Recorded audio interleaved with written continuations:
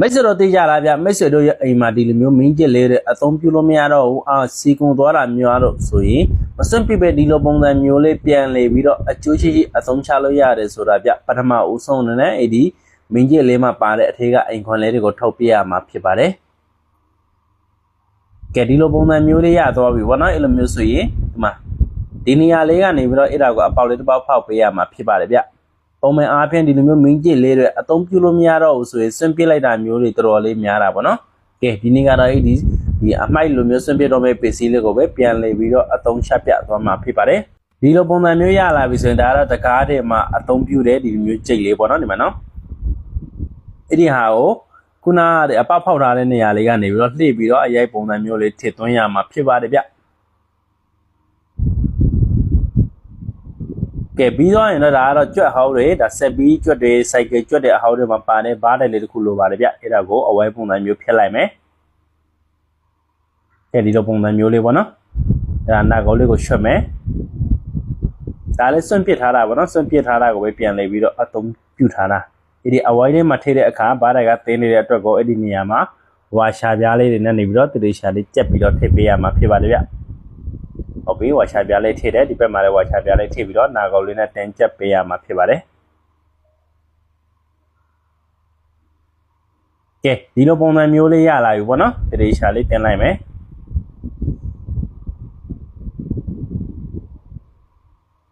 ဒီလိုအနေထားလေးရသွားပြီကဲလို့မျိုးဆိုနောက်ထပ်လွယ်တဲ့ပစ္စည်းလေးကတော့ဒီမှာနော်ဝါယာကြိုးတစ်ချောင်းဖြစ်ပါတယ်ဗျဝါယာကြိုးကတော့ဒီနေရာမှာအနည်းအောင်ကိုအသုံးပြုထားပါတယ်ဝါယာကြိုးနဲ့နေပြီးတော့ဒီဘားတဲ့ရဲ့ဒီဂျားလေးကနေပြီးတော့ဝါယာကြိုးကိုဒီလိုပုံစံမျိုးလေးရှင်းပေးရမှာဖြစ်ပါတယ်ဗျဒီမှာနော်ဟုတ်ပြီဒီလိုပုံစံမျိုးလေးရှင်းလိုက်မယ်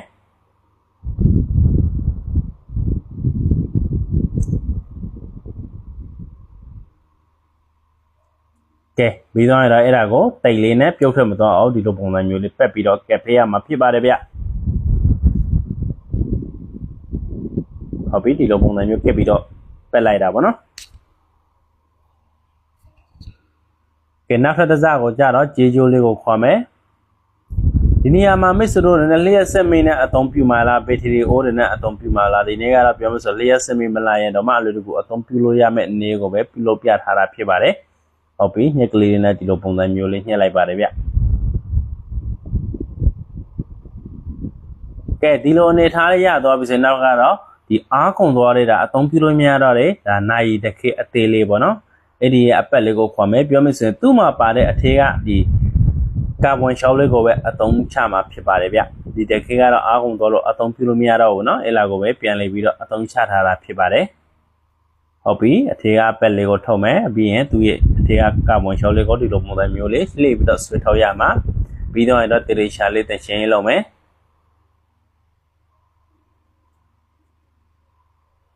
ကဲနင်းနေရှွန်ထွက်နေအောင်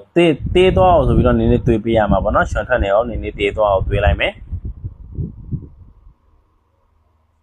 အဲဒီလိုပုံစံမျိုးလေးပေါ့နော်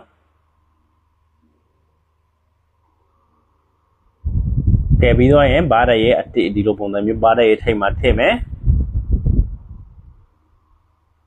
ကဲဒီလိုပုံစံဒီလိုအနေထားလေးရလာပြီမနာအဲ့လိုမျိုးဆိုရင်နောက်ထပ်ဝါယာကြိုးတစ်လျှောက်ကိုဒါအပေါင်းနှုတ်ပုံစံမျိုးလေးအမေးနဲ့အနေကိုအသုံးပြုပြီးတော့ဒါကြေးကျိုးလေးတွေကိုသူစနစ်ကျနဲ့ဆက်မယ်ပေါ့နော်ဟုတ်ပြီဒီမှာဒီလိုပုံစံမျိုးလေးဆက်လိုက်တယ်ဗျ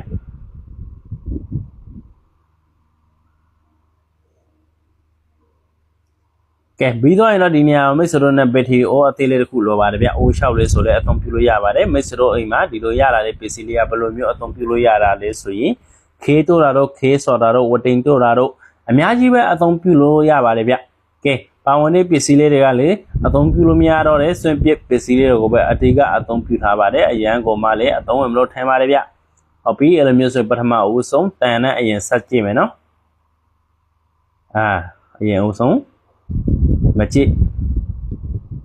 ကဲဗျာဝတိန်ဆောက်တွေပါတယ်လည်းမလို့တော့เนาะတခဲအဟောက်ကကာဗွန်ရှောက်လေးတစ်ခုရှိုံနဲ့ ဝတင်ချောပုံစံမျိုးလေးအသုံးပြုလို့ရပါတယ်ဗျအရန်ကိုမှကောင်းတဲ့နေပဲဖြစ်ပါတယ်ဟုတ်ပြီဒီကကက်သွားပြီနော်ကဲအဲ့လိုမျိုးဆိုရင်နောက်ထပ်တာမဏိတစ်ခုကိုအသုံးပြုကြည့်မယ်ဗျဒီမှာနော်ဒါကက်သွားပြီအဲ့လိုမျိုးဆိုရင်ဒီမှာဝါယာကြိုးတွေကိုဆက်တာမျိုးတို့ဝါယာကြိုးဒါကတော့ကြေးပေါ့နော်ကြေးတွေကိုလည်းဒီလိုပုံစံမျိုးခေးစော်တာတို့ခေးတို့တာတို့အများကြီးပဲပြုလုပ်လို့ရတာပေါ့နော်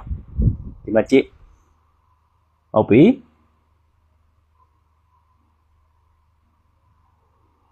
ကဲအဲ့လိုမျိုးဆိုရင်တော်ရုံနဲ့မပြုတ်တော့ဘူးနော်တတော်လေးခိုင်တာကိုတွေ့ရတယ်ဗျနော်ဒီလောက်ဆွဲတာတော့မပြုတ်ဘူးကအရင်ကမှအသုံးဝင်တာပေါ့နော်ကဲနောက်ထပ်တစ်ခုအနေနဲ့ကတော့ဒီမှာနော်ဒါကတော့တန်မဏိနော်တန်မဏိရေခွက်လေးတဲ့ဒီလိုပုံစံမျိုးပေါ်သောတာမျိုးလို့ဆိုရဲအဲ့ဒါကိုပြန်ဖာပြီးတော့အသုံးပြုလို့ရပါတယ်ဗျအရန်ကိုမှကောင်းတဲ့နေပဲဖြစ်ပါတယ်ဒီဗီဒီယိုလေးကတော့မိတ်ဆွေတို့အတွက်တကယ်ပဲအသုံးဝင်လို့ထင်ပါတယ်တကယ်ပဲအသုံးဝင်တယ်တကယ်ပဲအကျိုးရှိတယ်ဆိုရင်ဗျ follower လေးလုပ်ပြီးတော့ comment မှာ yes ဆိုပြီးတော့ရေးခသွားကြပါအောင်ဗျအားလုံးပဲအဆင်ပြေကြပါစေမိတ်ဆွေတို့ရဲ့